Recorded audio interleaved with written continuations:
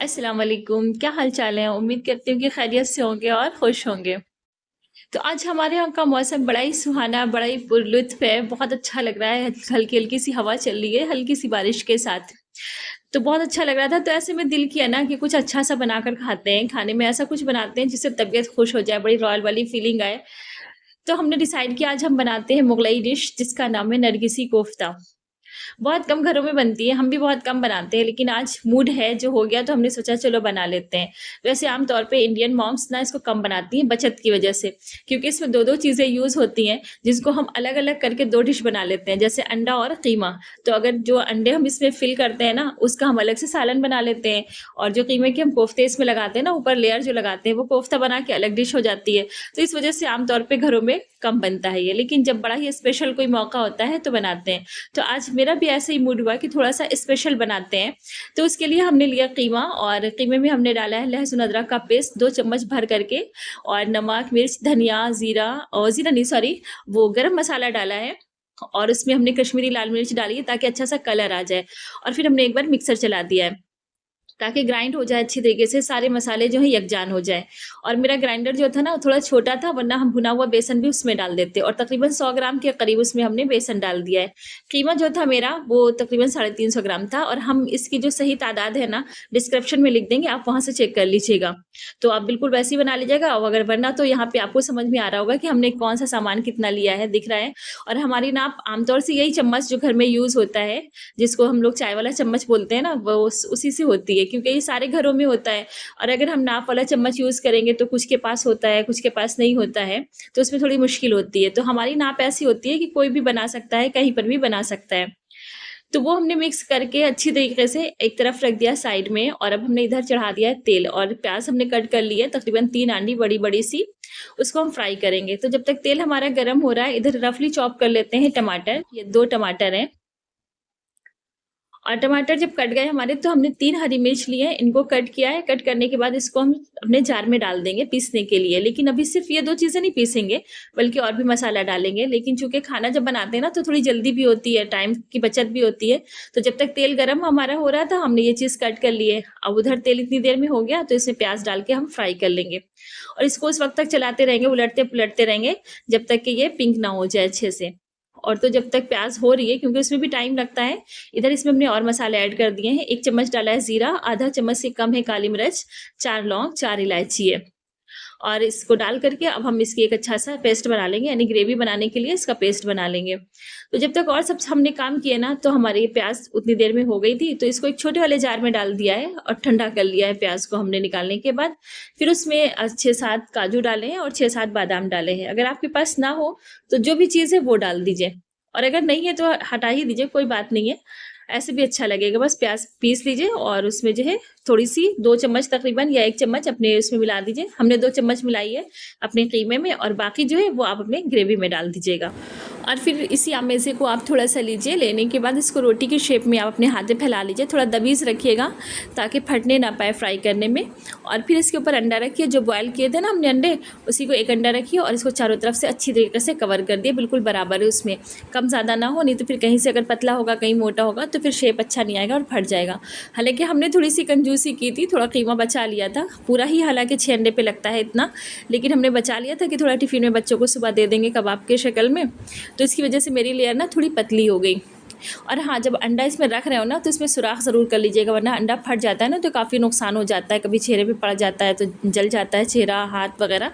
तो इसका एहतियात ज़रूर करिएगा इस बात की आप, कि कहीं ये फटने ना पाएँ। तो इसके लिए बेहतरीन तरीका यही होता है कि अंडों में आप सुराख कर लिए ताकि गैस पास हो सके। फिर इसके बाद जो हमारा बच गया था, बल्कि हमने ज़बरदस्ती बचाया था, उसको हमने रख दिया है और जिस तेल में हमने प्याज़ फ्राई की थी उस तेल को छान लिया है ताकि थोड़ा-सा उसमें जो जला हुआ प्याज़ था ना वो साफ़ हो जाए अच्छे से तेल, और उसी में हमने डाल कर के डीप फ्राई कर लिया है इसे। और इसको फिर उलट-पुलट लिया है बड़ी एहतियात से ताकि इसका शेप ना बिगड़ने पाए। बस इसको फ्राई करने में आपको ये ध्यान रखना है ना कि एक चीज़ से सिर्फ नहीं पलटिएगा, तो थोड़ा-सा साइड में कोई चीज़ लगा लिएगा ताकि ये आसानी से पलट जाए और ऊपर जो कच्चा वाला थोड़ा कीमा है ना, उसकी शक्ल ना बिगड़ने पाए। और हो सके तो चम्मच से जो गरम तेल है ना, उसके ऊपर डालते रहिएगा ताकि ऊपर की लेयर मज़बूत हो जाए, तो जब हम इसको पलट रहे हो ना, तो कोई परेशानी ना हो। तो ये देखिए बिल्कुल सुर्ख हमारे बनकर ये तैयार हो गए, तो सारे हमने फ्राई कर लिए थे। अब इसमें जो तेल बचा उसी में हमने डाला है लौंग, इलायची, बड़ी इलायची, दालचीनी और तेजपत्ता। इससे बघार दिया है हमने। अगर आप चाहें तो थोड़ी-सी काली मिर्च भी डाल सकते हैं और फिर जो हमने टमाटर की प्यूरी बनाकर रखी थी वो डाल दिया है और हल्दी, मिर्चा, धनिया डाला है और जब ये थोड़ा-सा भुन गया ना तो इसमें हमने गरम मसाला डाल दिया है और फिर हमने पानी डाला है 1.5 कप। आप कम ही डालिएगा अगर आप इसको स्पेशल बनाना चाहते हैं तो, लेकिन हमको थोड़ी-सी पतली ग्रेवी चाहिए थी इसलिए हमने आधा कप बढ़ा दिया पानी। और फिर जब ये उबलने लगा तो हमने इसमें अपना जो मेरा प्याज़ और काजू बादाम का पेस्ट तैयार किया था हमने वो डाल दिया है और अच्छे से एक उबाल आ गया तो इसमें हमने अपने कोफ्ते बड़े ही एहतियात से रख दिए हैं और उसके बाद इसको ढक दिया, थोड़ी देर धीमी आंच पे पकाया और फिर उलट-पुलट दिया है ताकि दोनों तरफ से ये पक जाए, किसी तरफ ऐसा ना रहे कि ये सूखा रहे। क्योंकि बिल्कुल ग्रेवी के अंदर नहीं डीप होते हैं ना, तो ऐसे उलट-पुलट देंगे तो बिल्कुल मुलायम से हो जाएँगे अच्छे से। फिर ढक दीजिए और उसके बाद आप इसको बंद कर दीजिए। और इधर हमने चावल भी चढ़ा दिए थे जब तक ये धीमी आँच पे थे हमारे। तो जब जब तक ये बनकर तैयार होंगे, चावल भी तैयार हो जाएँगे, तो इस तरह से हमें देर नहीं लगेगी। तो ये देखिए 5 मिनट के बाद हमने इसको बंद कर दिया था। ये हमारा फाइनल लुक कितना प्यारा और अच्छा लग रहा है। हरे धनिया के पत्ते के साथ गार्निश कर दिया है, तो बहुत ही अच्छा लुक आ गया है। और जब हमने इसको खाया था ना, तो खाने में भी बहुत टेस्टी था। तो अब हम इसको एक बाउल में निकाल लेंगे दस्तरखान पे लगाने के लिए और इसको सर्व करने का तरीका ये है ना कि जब हम इसको निकालते हैं अपनी मेन डिश में, तो उसके बाद इसको चाकू से बीच से कट कर देते हैं ताकि इसके अंडे वाला जो हिस्सा है ना वो बाहर से दिखे, तभी इसका लुक ज़्यादा अच्छा आता है कि अंदर से पीला-पीला सा मतलब अंडा दिखता है, सफ़ेद लेयर उसकी दिखती है, फिर ऊपर से कीमा दिखता है, वही उसका असल लुक होता है। इसीलिए इसका नाम भी नरगिसी कोफ्ता है, क्योंकि नरगिस का जो फूल होता है ना उसके बीच में भी ऐसे ही पीला-पीला सा होता है, तो ये उसी के मुशाबे होता है, इसलिए इसका नाम नरगिसी कोफ्ता रखा गया। और हरी धनिया ऊपर से डाल दीजिए जिससे आपका लुक और अच्छा हो जाएगा। फिर आप दस्तरखान लगाइए। अब हमारे यहाँ दस्तरखान लगने जा रहा है, उसी की तैयारी हो रही है, तो अब हम जल्दी से इधर रोटियाँ डाल लेंगे। अब रोटियाँ बनाते हुए पूरा नहीं दिखाएँगे क्योंकि हर व्लॉग में आप देखते तो हैं हमें रोटी बनाते हुए। तो एक रोटी देख लीजिए कि अब हम कैसे बना रहे हैं। बस रोटियाँ रोटियाँ डाली साथ में, उधर दस्तरखान मुझना लगा रही है और फिर हमारा खाना तैयार है। बिल्कुल खाना खाएँगे और फिर आगे का वीडियो आपको दिखाएँगे कि दूसरे दिन क्या हुआ। खाना खा कर के तो यहाँ नमाज़ पढ़ेंगे और फिर सो जाएँगे। तो ये देखिए दस्तरखान कितना प्यारा लग रहा है ना, अच्छा लगा कि नहीं? आप ये कमेंट बॉक्स में ज़रूर बताइएगा। और ये हमारी अज़का की है तफरीह चल रही है यहाँ पे, मस्तियाँ देखिए कैसी हो रही हैं। इनकी अम्मा तो बुर्का पहने खड़ी है कि चलो भाई चलो, लेकिन इनको जाने का मूड नहीं हो रहा है ये। आई को अल्लाह हाफिज करो। और अब ये है दूसरे दिन की क्लिप। आज का भी मौसम बड़ा बहुत ही अच्छा है, लेकिन आज हमको जाना है कहीं काम से, बल्कि काम से क्या इयादत करने जा रहे हैं। अपनी जो है चचेरी नंद है मेरी, मतलब मेरे हस्बैंड जो है ना उनकी कज़िन है, गाँव में रहती हैं पास के। उनके हस्बैंड की बहुत तबीयत ख़राब है तो उनको देखने जाना है। तो अभी हम स्कूल से आए, बच्चों को खाना दिया, उसके बाद हम तैयार हो रहे हैं ताकि चले जाएँ, घंटा 2 घंटा बैठेंगे और फिर मगरिब तक वापस आ जाएँगे। वैसे तो बहुत थके हैं लेकिन ये काम भी ज़रूरी है क्योंकि घर का मामला है ना, तो एक बार जाना तो बनता है।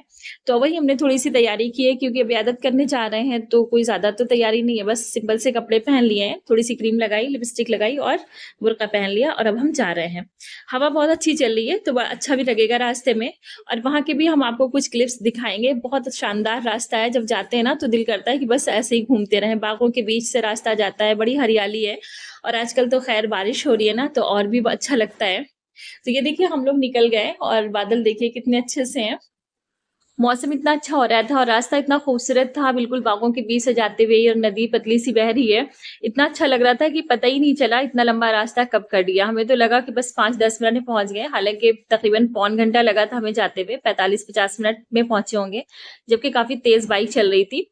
और ये देखिए बिल्कुल बागों के बीच से निकल कर हम लोग जा रहे हैं। वही आम जो हम लोग खाते हैं ना, कभी हम लोगों ने बाग से तोड़ के तो नहीं खाए हैं, लेकिन जैसे देखने का मन करता है कैसे आम लगे होंगे कैसे, तो ये वही बाग है, इसी में आम थे। अगर कुछ दिन पहले आते तो आम भी लगे हुए दिखते। तो बहुत ही अच्छा मौसम है और बहुत ही अच्छा रास्ता है, मजा आ गया आकर के। और अब खैर हम पहुंच गए घर और ये हमारे जेठ का घर है क्योंकि वहीं पास में वो भी रहते हैं, तो हम उनके घर आए थे। और नंद के हाथ तो बनाने की कुछ हिम्मत नहीं हुई कि हम कुछ क्लिप्स लेते, क्योंकि किसी की बीमारी में गए और हम अपनी क्लिप्स लें तो अच्छा नहीं लगता है। लेकिन जब हम अपने जेठ के घर आए ना और यहाँ का मौसम देखा, यहाँ का व्यू देखा, तो हमको इतना अच्छा लगा ना कि हमने सोचा कि एक क्लिप तो यहाँ की बनती है।